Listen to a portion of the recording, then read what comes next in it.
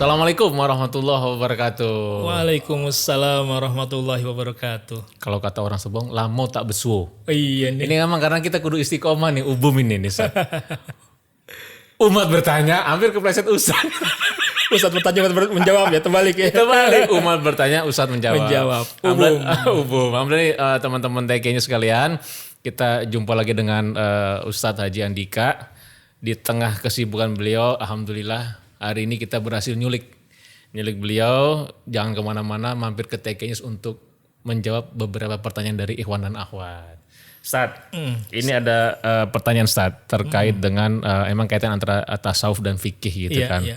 Kadang mana sih yang harus didahulukan gitu kan. Jadi ada pertanyaan terkait misalnya orang baru talqin, tapi kan masa lalunya dia masih pakai tato gitu kan. Padahal syarat wudhu yang sempurna itu kan memang bersih dari badan, hadis kecil, hadis besar. Tidak ada halangan yang masuk menghalangi air masuk ke kulit. Padahal dia buatnya pasti sakit waktu itu dong. Iya. Untuk menghilangkan juga sakit. Lebih sakit lagi katanya. Lebih sakit lagi. Bikin belum nyoba. Bikin kulit jelek. Iya. Nah jadi, tapi kan di satu sisi ketika dia sudah mulai tobat kan dia harus melakukan ibadah-ibadah tuh. Bagaimana tuh Ustadz melihat kondisi seperti itu Ustadz? Iya. Nah ini pertanyaan ini kita lihat dari sudut pandangnya penggabungan dari sisi fikih dan tasawuf sekaligus ya. Iya. Nah, karena kalau dari sisi fikih biasanya kan kalau fikih itu kecenderungannya karena dia berdasarkan berlatarkan hukum cenderung menghakimi. Nah kalau tasawuf itu memang kan dia lebih mengayomi. Maka fikih yang ada nuansa tasawufnya biasanya agak halusan dikit, menghaluskan. Nah, tapi juga tasawuf tidak boleh abai terhadap fikih nih. Nanti kalau misalnya tasawuf abai dengan fikihnya biasanya tergelincir. Nah, makanya Imam Malik ya ada sebuah makalah yang beliau sampaikan yang sangat populer itu. Yang mengatakan bahwa waman tafaqaha walam yatasawaf faqad tafassaqo. Kemudian waman tasawafa walam yatafaqah faqad tazandaqo. Kemudian waman jama bainahuma faqad tahaqqaqo. Jadi siapa yang berfikih tapi tidak bertasawuf maka itu adalah orang-orang yang fasik.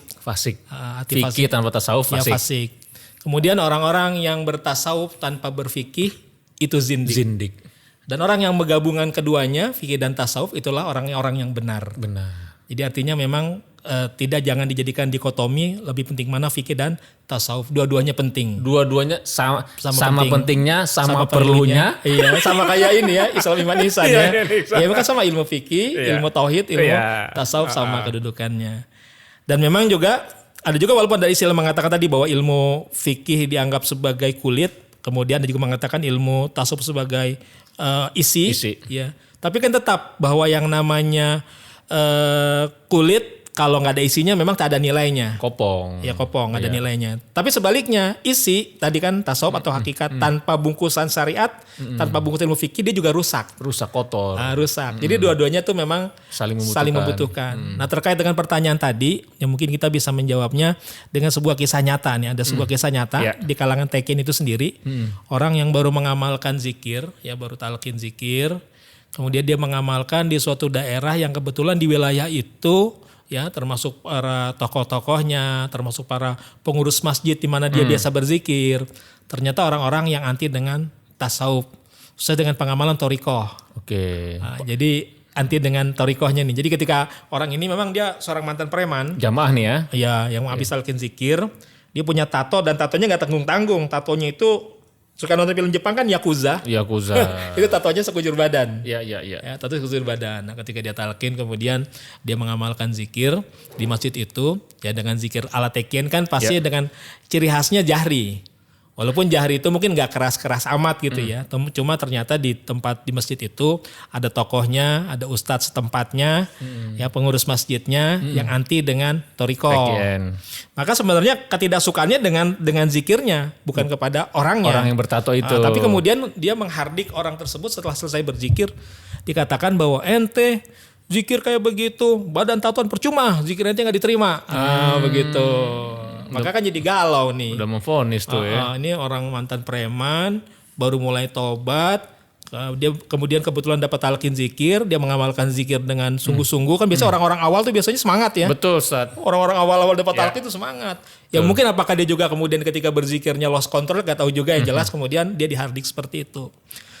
Tapi kemudian dia menjadi galau dan akhirnya dia bertanya, apa iya ibadah saya, sholat saya, ya karena masih ada tatonya nih, itu nggak diterima. Nah kalau memang ketentuan fikih murni kan memang dia harus menghapus Dihapus dulu. tatonya. Cuma buat orang yang baru taubat kan belum siap. Karena risikonya tadi kalau orang menghapus tato itu bisa borokan sekujur badan. Tapi katanya ada ini juga Ustaz, bisa yang pakai laser ya atau apa ya? Kurang tahu. Yang dulu ketika masa zaman itu ya menghapus tato kan tuh tahun-tahun ya, bukan tahun-tahun sekarang ya. Ketika saya dapat kisah ini Pakai setrikaan. Kan gitu Ustaz. ya pokoknya menghilangkan itu risikonya borok sekujur badan, korengan ya, ibaratnya sekujur badan. Ya dia bertanya kepada seorang mubalik senior, mubalik TKN. Iya. Dia bertanya, jadi bagaimana, apa benar bahwa amalan saya, zikir saya, sholat saya jadi nggak sah nih dengan adanya tato ini. Maka kemudian sang mubalik senior ini menyampaikan sebuah hadis Nabi, jadikan sebuah pijakan dasar landasannya. Dia mengatakan bahwa atta ibu min janbi kaman lajan balahu. Jadi orang yang bertobat dari dosa itu seperti orang yang tidak mempunyai dosa. Nah, itu kaidah awalnya dari hadis Nabi. Ini riwayat Imam Ibnu Majah kalau tidak salah ya. Imam Ibnu Majah. Jadi orang yang bertobat dari dosa seperti orang yang tidak mempunyai dosa atau tidak melakukan dosa. Lalu pembalik tersebut menambahkan kata-katanya bahwa berarti orang yang bertobat dari perbuatan membuat tato, maka diampuni dosa membuat tatonya dan dianggap tidak pernah mempunyai tato. Nah, jadi kata beliau, sudah kamu amalkan saja zikir terus. Nah begitu. Nah ini artinya fikih yang disandari dengan tasawuf. Jadi ada kehalusannya, ada kelembutannya. Walaupun nanti mungkin sampai titik tertentu ketika di akhir merasa sudah zikir terus ya, merasa risih juga. Tapi kok saya masih punya tato? Kayaknya gak enak juga, gak nyaman juga. Maka muncullah dari dirinya. Pokoknya harus dihapus nih tetap. Tapi ketika muncul dari diri sendiri, walaupun tadi resikonya dia harus borokan, misalnya korengan sekujur badan, kan kalau keputusan sendiri jadi menjadi siap.